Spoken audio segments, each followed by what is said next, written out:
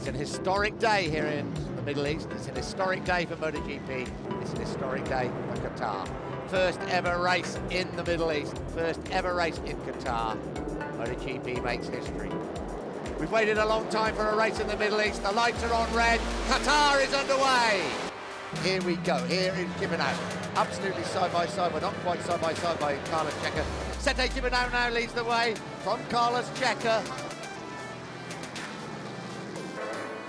Oh, there he goes, and that's Rossi. Rossi has gone. Rossi crashes out of the Qatar Grand Prix. He scrambles back towards his Yamaha, but he's down and out. His hands are on his head, and Valentino Rossi, oh, he's gone. I can't believe it. He runs wide onto the grass, onto the AstroTurf, loses control of his Yamaha. Rossi is out.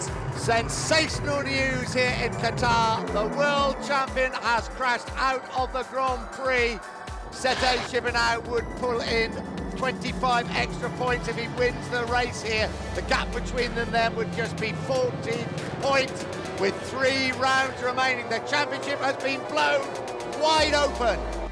It's going to be a victory for the 31-year-old Spaniard, Sete Gibernau, here in Qatar. His 4th Grand Prix victory of the season. He's now just 14 points behind Rossi in the championship. What a day for the Telefonica Movistar Honda team. Colin Edwards in 2nd place.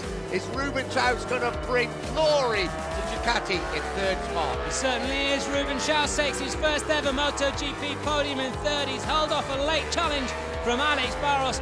What a result for Ruben Chaus, the MotoGP rookie. Superb performance from him. This is a massive day in the career of Sete Gibernau. Could it be one of the decisive weekends of the MotoGP World Championship? Gibernau wins the first ever Grand Prix of Qatar.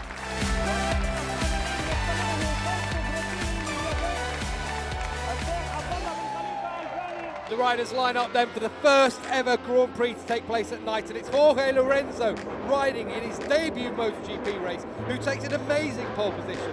Welcome back, ladies and gentlemen. This is MotoGP 2008.